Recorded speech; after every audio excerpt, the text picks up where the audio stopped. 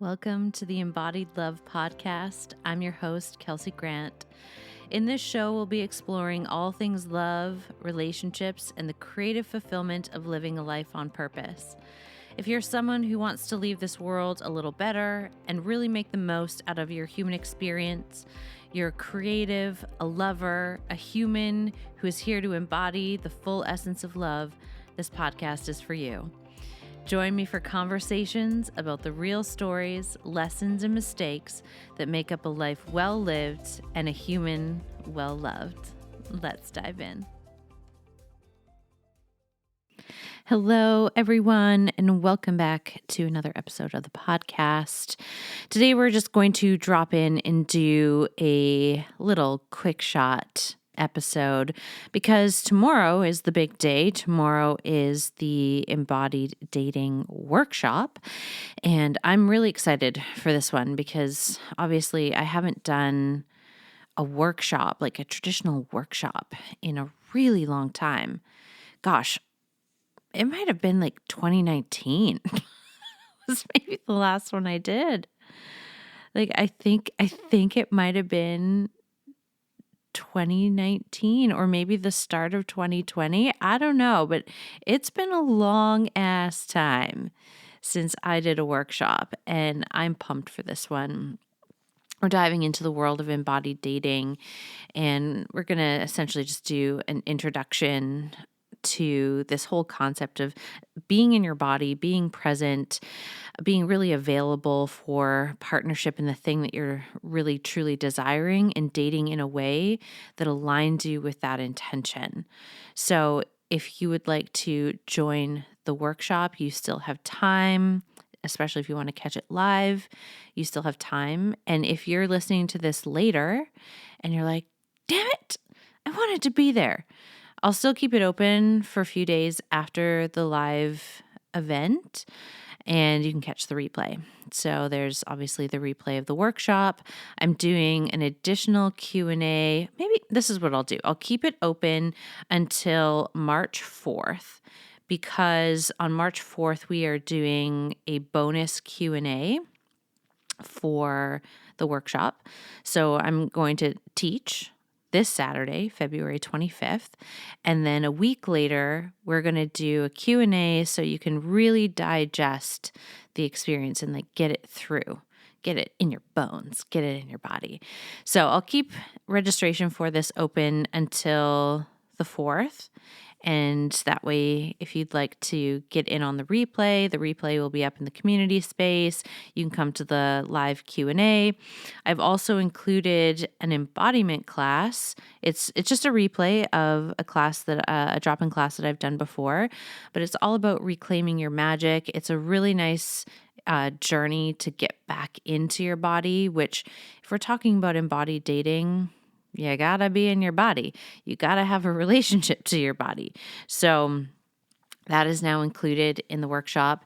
And the workshop is a choose your own adventure pricing, meaning you get to choose what you're gonna pay.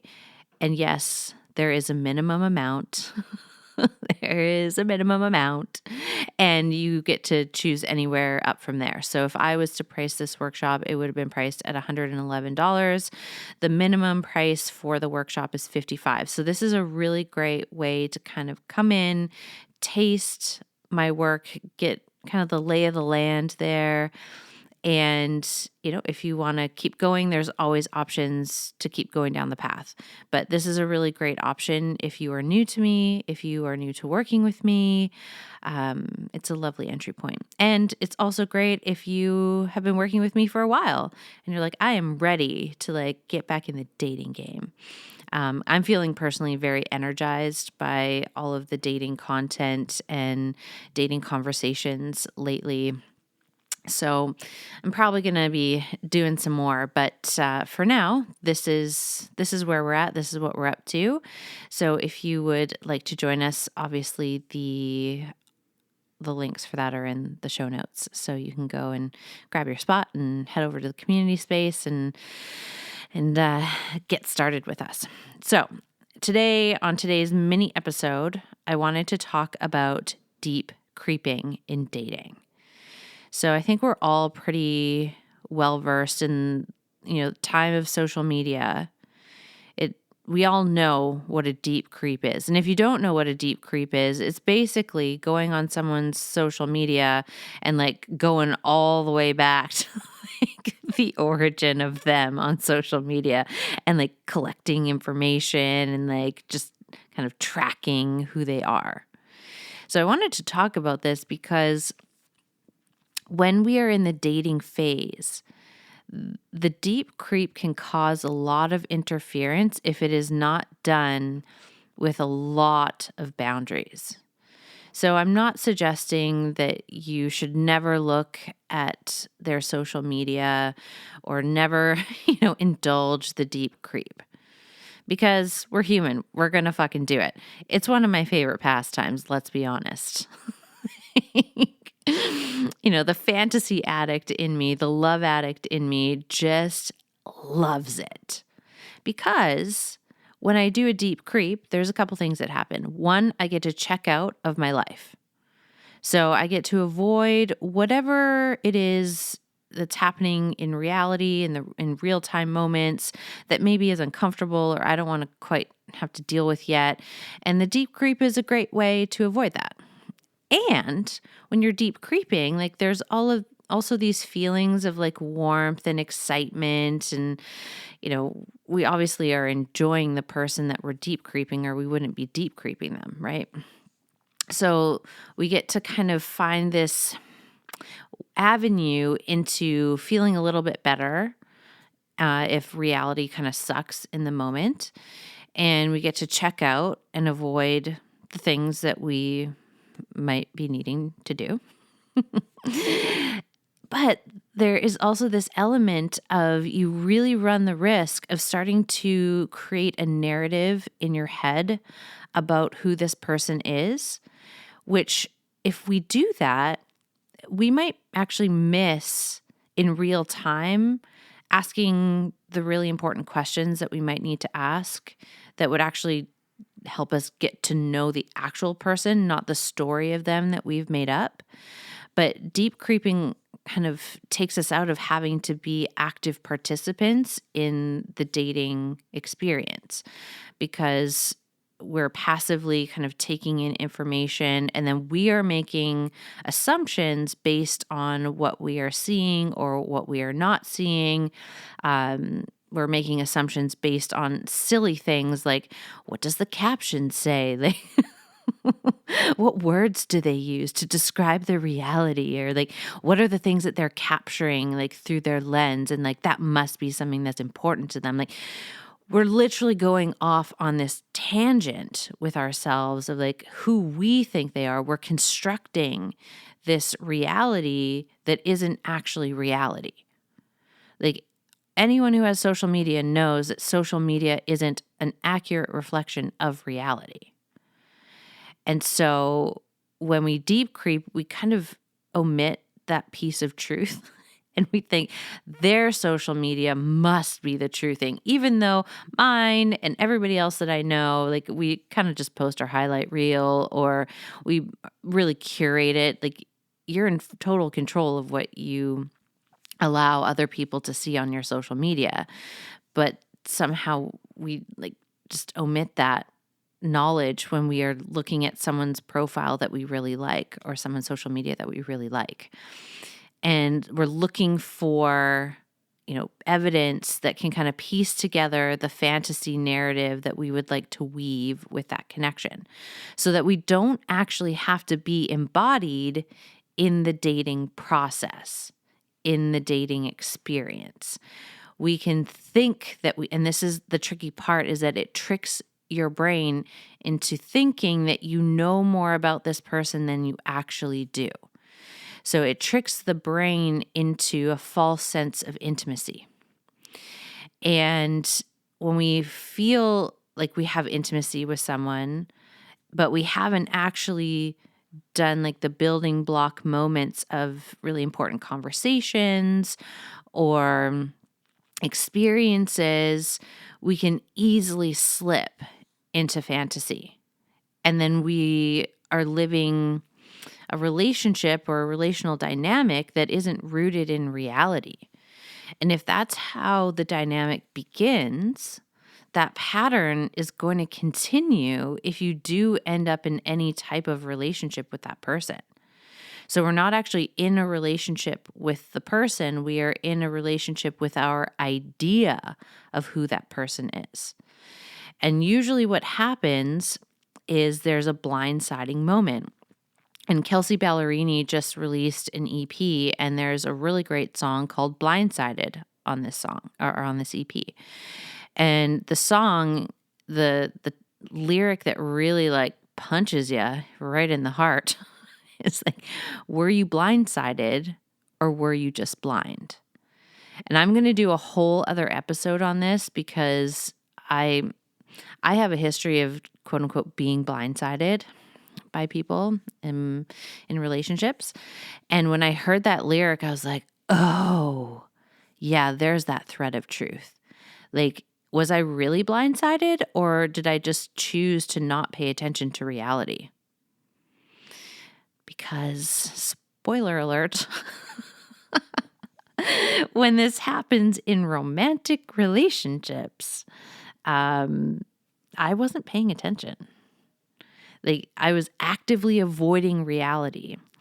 And, social media has amplified our ability to do that because it's more comfortable to sit with our phone and scroll through someone's social media than it is to be on the phone and have a conversation with them or be in person and have to do human to human interaction because that can feel uncomfortable and it's awkward. Like, I'm not sitting here suggesting that dating is like this super smooth experience.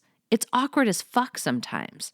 Like when you bring two strangers together who don't know each other, it's going to get weird sometimes. Like there's going to be those awkward silences. There's going to be those moments where like, you're like, oh gosh, what are they thinking? What am I thinking? I don't know. Blah. And like we get really heady.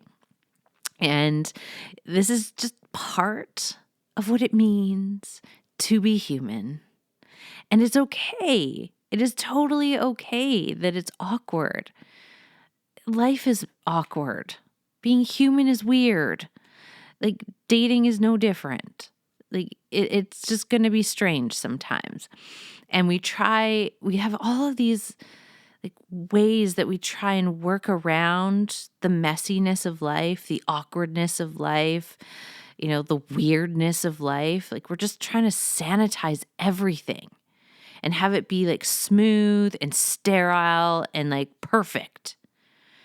We're going to do a perfectionism series sometime this spring. I don't know when, but that's the next series that we're going to do for the embodiment series and like really get in there and unwind perfectionism because it's doing us real fucking dirty.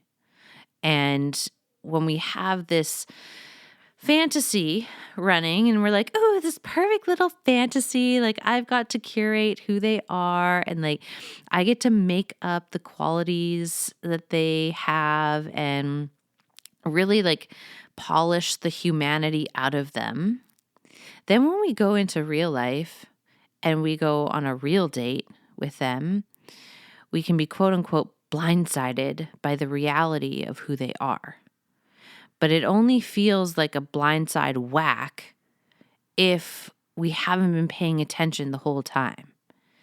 If we have been off in Never Neverland, off in La La Land, designing up, daydreaming up all of these fantasies about who they are. And the fantasy that we kind of conjure up is really, if we break this down, it's about our wounds. What we project onto someone as like the ideal person for us is based on the places where we have been wounded that we are unresolved in.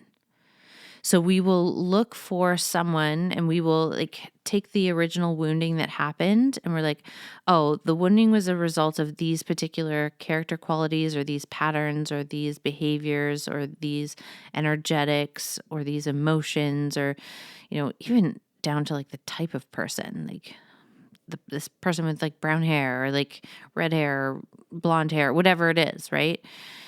And then we swing to the other end of the spectrum. We're like, well, if someone doesn't have those qualities, then they must be essentially the savior that will come in and I can have a relationship with them and it'll never feel hard. It'll never feel uncomfortable. I won't ever be hurt like that again.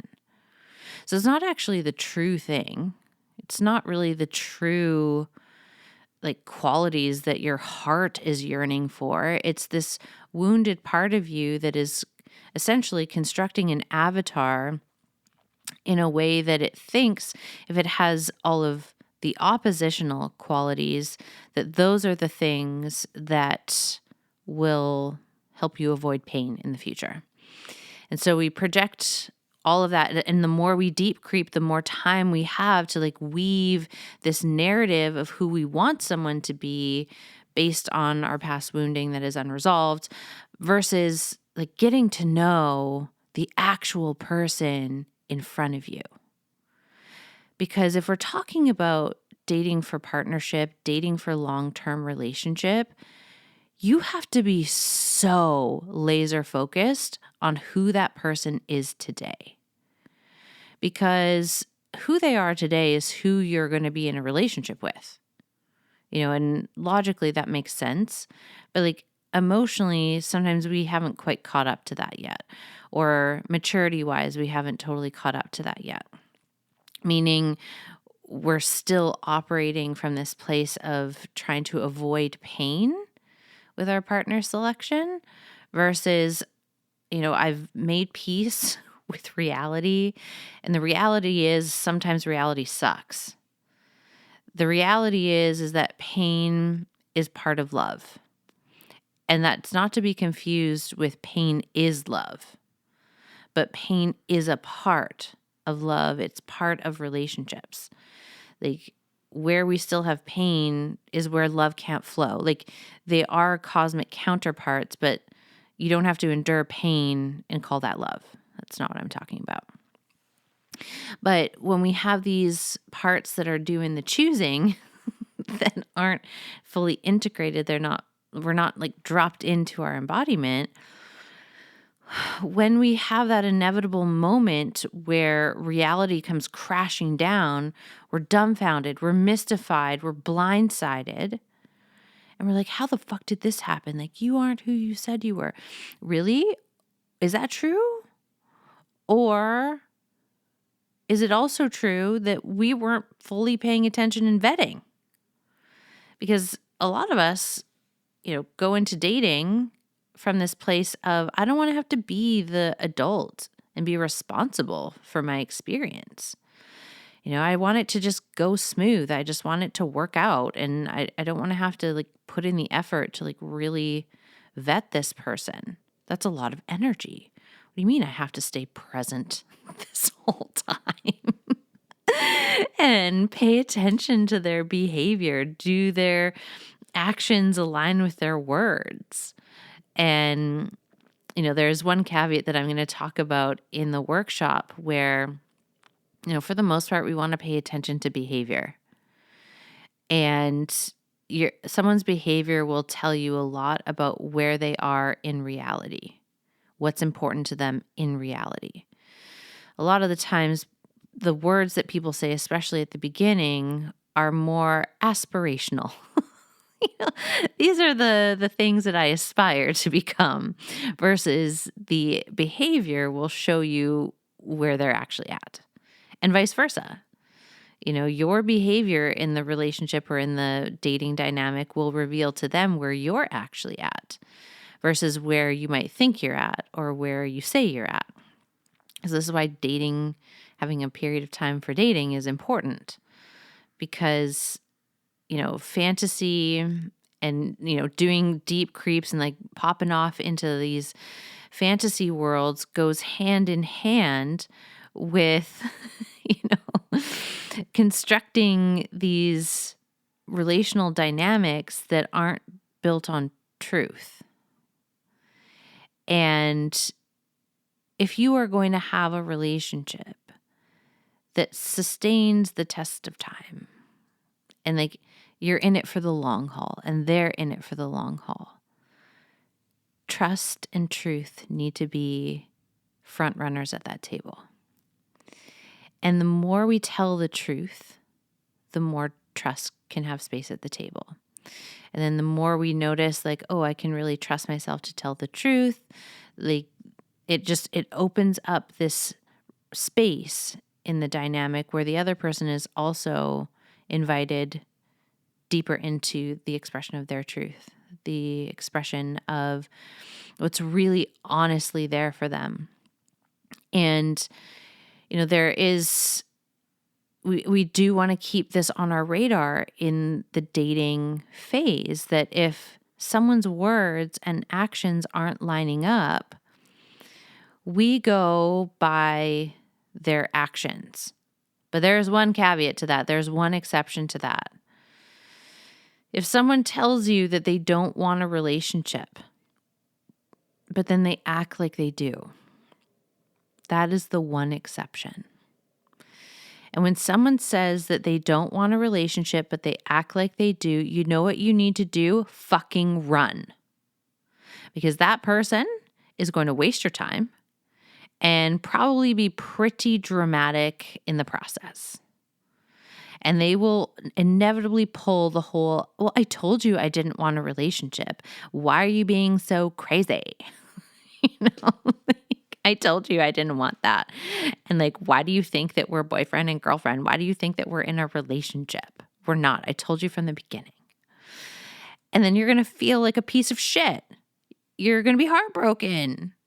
And, part of why we stay in a dynamic like that, where someone says, I don't want a relationship, but then they're acting, like they do. We stay because the hope, the fantasy. Hope and fantasy are one and the same. Like, hope is all fantasy. It's not something that's happening in reality. We're hoping it happens. We're plugged into fantasy when we're hoping in that regard. And, it's one of those things that we have to get really good at discerning for ourselves and really being able to back ourselves up here. Because saying goodbye to someone who is like, I don't want a relationship with you, but let's play house anyway. It's hard. It is hard to say no to that, especially if you are starving for love. If you are starving for connection, it will be nearly impossible to say no to that. Because we're like, something is better than nothing. These scraps are better than starving. But the truth is, that's not the case. The scraps give you a tummy ache. They give you diarrhea. They're not good for you. They're just not good for you, even though we might think that they are. And eventually, we realize like how undersatiated we are, how malnourished we are emotionally and relationally when we play this out with people. And you're probably thinking like, Kelsey, you started talking about deep creeping and now you're talking about this. Like, how did we get here? I'm like, well, the thing is, they all kind of build on each other.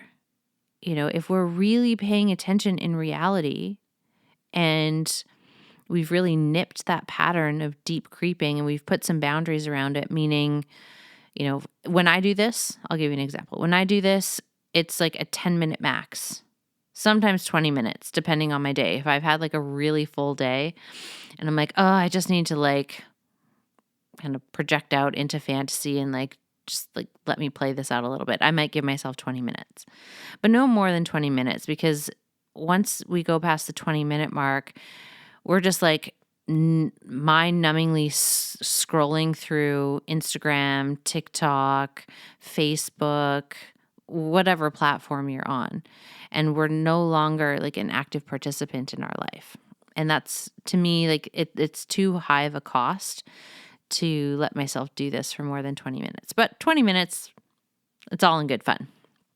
And while doing this, I'm like, whatever I come across here, This does not mean that I know this person more than I already do. So if I've gone on one date with this person and then I deep creep them, it doesn't mean that I know them better than what I found out about them on date number one. It doesn't, even though like we will trick our system into thinking that. And sometimes we want to trick our system into feeling more intimate so that we can fast track to the commitment. But if we're dating for partnership, we can't fast track to the commitment. We've got to go slow. We've got to really vet someone. And the slower you go, the easier it will be to determine, where someone's actions and words are in terms of their alignment. So if you're going lightning fast, speed demon, like if you're just like pedal to the fucking metal, let's get to that finish line, let's get to that commitment. The commitment is all that matters. The relationship is all that matters. The marriage is all that matters. The ring is all that matters. If that's your perspective, it honestly doesn't matter who you're with, and you will date accordingly. You won't be dating for compatibility. You won't be dating for enriched partnership. You're just dating to have someone there. And again, like just because someone's there doesn't mean that you're connected. How many couples are in relationships and they're basically strangers? Like, yeah, they have a partner to go through life with, but it doesn't mean that they're connected. It doesn't mean that they have a fulfilling connection with each other, a fulfilling relationship that serves both of their soul's missions and the work that they get up to in the world and what they're literally here to do. A lot of relationships are constructed in a way that take away from our soul's mission because we're so caught in the web of drama with each other, because we don't have the relational skills, we don't have the communication skills, we don't have the intimacy skills. And again, like if you have those skills and you intermingle yourself with someone who doesn't, you are going to be spending the majority of that relationship trying to teach them, trying to get them caught up. We already talked about this on another podcast. And if you are unfamiliar with what I'm talking about, just take a gander down memory lane on the podcast. You'll find the episodes on dating down. And, when we are in that pocket, it's so dramatic that we forget why we're here. We forget our work that we are here to do in the world. We forget that the relationship, when we are in the pocket of sacred partnership, when we are in the pocket of like true partnership, the relationship itself is meant to serve and amplify and enrich both people in it. But to have that type of partnership requires two emotionally mature and relationally mature adults. And if we are trying to blow past the dating phase and slide straight into relationship, we are missing crucial and critical information about whether or not the person that we're trying to like speed demon it to the finish line, if they are actually even capable, compatible, aligned with, or even if they actually desire that. We're going to miss all of those markers if we are pedal to the metal, just get to the finish line. And deep creeping, if we are doing it in a really unconscious way, is one of the ways that we will try and fast track a relationship to commitment, because it will trick ourselves into thinking that we are more connected, we are more intimately established than we actually are. So if you are going to do a deep creep, you must put boundaries on it. And if you are a fantasy addict, if you are a love addict, my recommendation is to really cut that out entirely, because it is just going to cause more interference. It's going to cause a lot of disjointed energy between you and your knowing, because you're going to feel the temptation to pop off into fantasy and be like, yeah, but remember that one summer that they went to, the East Coast with their family, and like, look at that great time that they had on July 4th. And like, oh my gosh, they're such a good person. You don't know that. You're making all of that up based on the story that you're weaving from the images that you see. It doesn't mean that that's actually what was true. They could have been like fighting and their family, everyone in their family fucking hates each other, but they smile nice for the camera. And those are the photos that go on social media.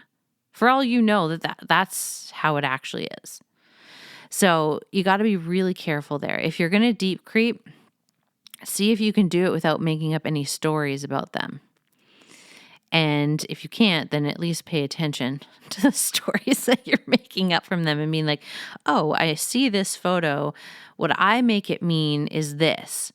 Okay, so I'm going to check that out with them the next time I'm on a date with them and see, like, let's go back to the summer vacation.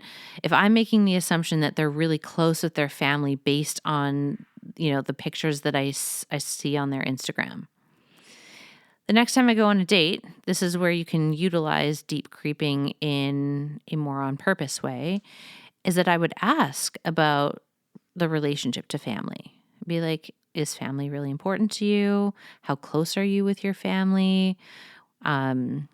What's it like when all of your family get together? Like, is it a circus? Like, is it pretty harmonious? Like, is it drama central? Like, what happens? And so I can see, what's actually happening in reality straight from their mouth versus, this fantasy that I've conjured up, likely based off of my wounds. And I'm projecting like this perfect image onto this avatar, being like, okay, if that quality could be there, it would save me from the pain of my own disjointed family system. You see? So if you are going to deep creep, pay attention to the stories that you're weaving about them. Also pay attention if you're using it to pop out of your body and like just not feel the sensations in your body, not feel the emotions in your body, because that's really going to do you dirty. If you're using the deep creep in fantasy as a way to avoid reality, like the reality of the sensations of your body, how are you going to be able to tolerate the sensations that are inevitably in your body when you go on a date? You won't. It's going to be very difficult. It's not going to be enjoyable. And then it becomes this cycle of like, it's so uncomfortable to actually go on a date in real life and talk to people in real life. So I'm just going to like make up all these fantasy relationships and like, hopefully I can just go on like 1 or 2 dates and like collapse it into a relationship and hope that works out for me.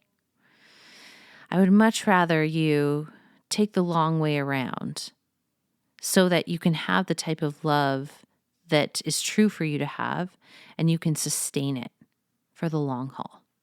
I want you to be able to sustain the love that you create and the partnership that you create and date from a much more intentional place, from a much more conscious place. Like if you want a conscious relationship, you have to be conscious every step of the way of cultivating that relationship. You can't run these unconscious patterns and then magically hope that you'll land in a conscious relationship. It's like that whole thing of like, when I have XYZ, then I'll be happy. When I get the relationship, then it'll be conscious. But if you've been unconscious the whole way through, if you've been unconscious in your dating and how you've been relating in the dating phase, that will not land you in a conscious, devoted, soulful, fulfilling partnership. It just won't. So, if we really want to turn this around, we have to get into our bodies. We have to be willing to feel uncomfortable, willing to feel our feelings. I can't tell you how many people I know I have worked with that just hate their feelings and hate having to be an emotional being and express and emote. And unfortunately, you're not getting out of that being human means being emotional. You can hate it all you want, but it doesn't change the fact. So you may as well embrace it.